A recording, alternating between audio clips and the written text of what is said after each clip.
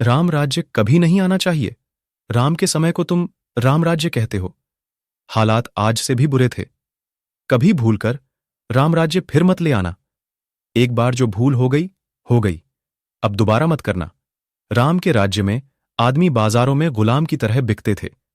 कम से कम आज आदमी बाजार में गुलामों की तरह तो नहीं बिकता।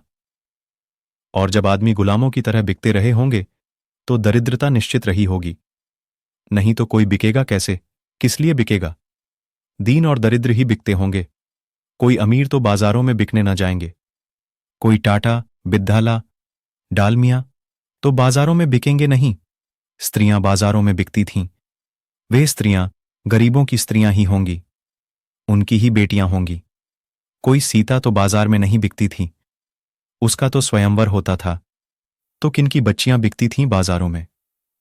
और हालात निश्चित ही भयंकर रहे होंगे, क्योंकि बाजारों में ये बिकती स्त्रियां और लोग आदमी और औरतें दोनों, विशेषकर स्त्रियां, राजा तो खरीदते ही खरीदते थे, धनपति तो खरीदते ही खरीदते थे, जिनको तुम आर्षि मुनि कहते हो वे भी खरीदते थे।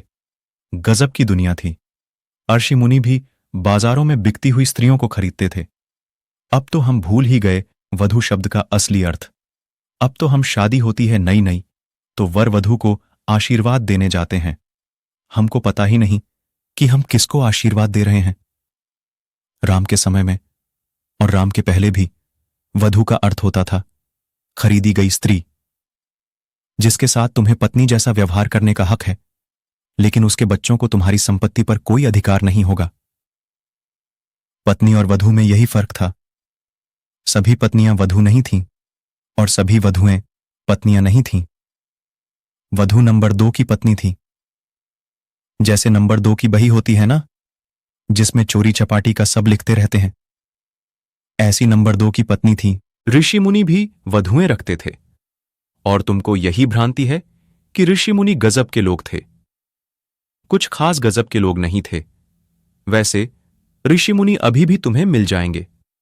इन ऋषि मुनियों में और तुम्हारे पुराने ऋषि मुनियों में बहुत फर्क मत पाना तुम। कम से कम इनकी वधुएं तो नहीं हैं। कम से कम ये बाजार से स्त्रियां तो नहीं खरीद ले आते। इतना बुरा आदमी तो आज पाना मुश्किल है जो बाजार से स्त्री खरीद कर लाए।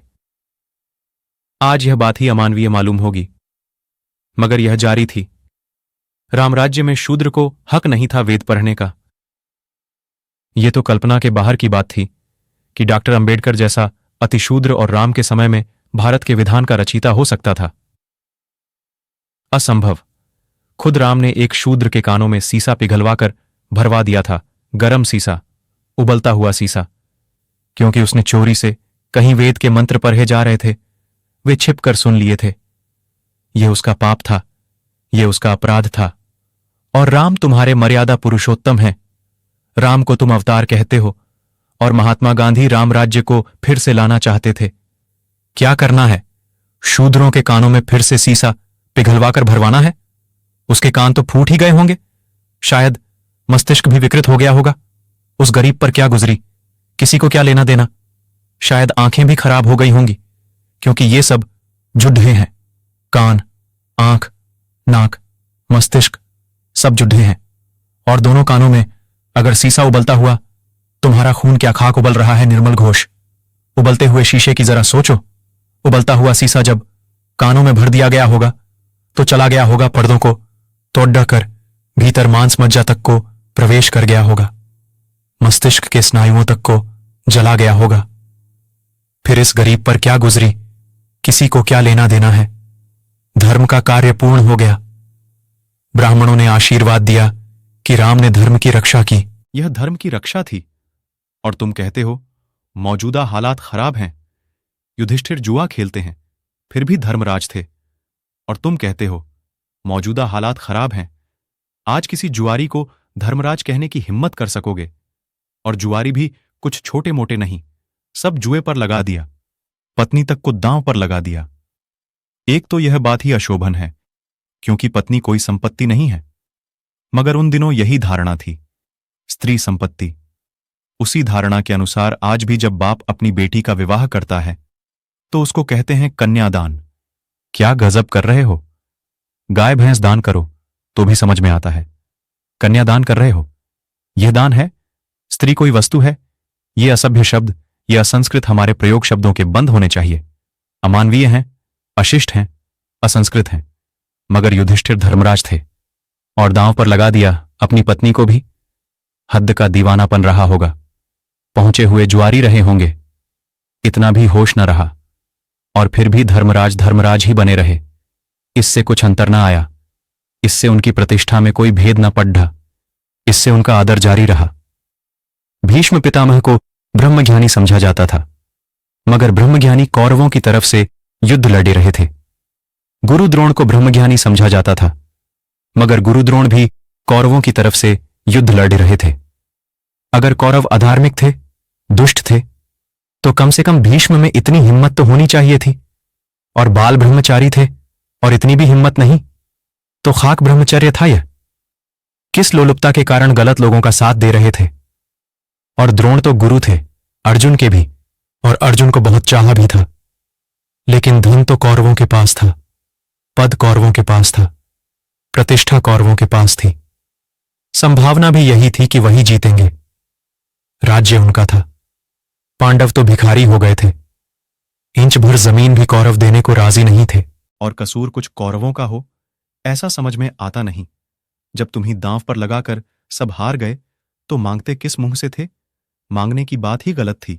जब हार गए तो हार गए, खुद ही हार गए, अब मांगना क्या है? लेकिन गुरु द्रोण भी अर्जुन के साथ खड्डी न हुए, खड्डे हुए उनके साथ जो गलत थे। यही गुरु द्रोण एकलव्य का अंगूठा कटवा कर आ गए थे अर्जुन के हित में, क्योंकि तब संभावना थी कि अर्जुन सम्राट बनेगा। तब इन्होंने एकलव्य को इनकार कर दिया था शिक्षा देने से। क्यों? क्योंकि शूद्र था। और तुम कहते हो मौजूदा हालात बिल्कुल पसंद नहीं। निर्मल घोष, एकलव्य को मौजूदा हालात उस समय के पसंद पड़े होंगे। उस गरीब का कसूर क्या था? अगर उसने मांग की थी, प्रार्थना की थी कि मुझे भी स्वीकार कर लो शिष्य की भांति, मुझे भी सीखने का अवसर दे दो। लेकिन नहीं, शूद्र को कैसे सीखने का अवसर दिया जा सकता है? मगर एकलव्य अनूठा युवक रहा होगा। अनूठा इसलिए कहता हूं कि उसका खून नहीं खौला। खून खौलता तो साधारण युवक, 2 कौड़ी का। सभी युवकों का खौलता है, इसमें कुछ खास बात नहीं। उसका खून नहीं खौला। शांत मन से उसने इसको स्वीकार कर लिया। एकांत जंगल में जाकर गुरु द्रोण की प्रतिमा बना ली और उसी प्रतिमा के सामने शरसंधान करता रहा, उसी के सामने धनुर्विद्या का अभ्यास करता रहा। अद्भुत युवक था। उस गुरु के सामने धनुर्विद्या का अभ्यास करता रहा जिसने उसे शूद्र के कारण इनकार कर दिया था। अपमान न लिया। अहंकार पर चोट तो लगी होगी, लेकिन शांति से, समता से पी गया। धीरे धीरे खबर फैलनी शुरू हो गई कि वह बढ़ा निष्णात हो गया है। तो गुरु द्रोण को बेचैनी हुई, क्योंकि बेचैनी यह थी कि खबरें आने लगीं कि अर्जुन उसके मुकाबले कुछ भी नहीं, और अर्जुन पर ही सारा दांव था। अगर अर्जुन सम्राट बने और सारे जगत में सबसे बड़ा धनुर्धर बने, तो उसी के साथ गुरु द्रोण की भी प्रतिष्ठा होगी। उनका शिष्य, उनका शागिर्द ऊंचाई पर पहुंच जाए, तो गुरु भी ऊंचाई पर पहुंच जाएगा। उनका सारा का सारा न्यस्त स्वार्थ अर्जुन में था, और एकलव्य अगर आगे निकल जाए तो बड्डी बेचैनी की बात थी। तो यह बेशर्म आदमी, जिसको कि ब्रह्मज्ञानी कहा जाता है, यह गुरु द्रोण, जिसने इनकार कर दिया था एकलव्य को शिक्षा देने से, यह उससे दक्षिणा लेने पहुंच गया।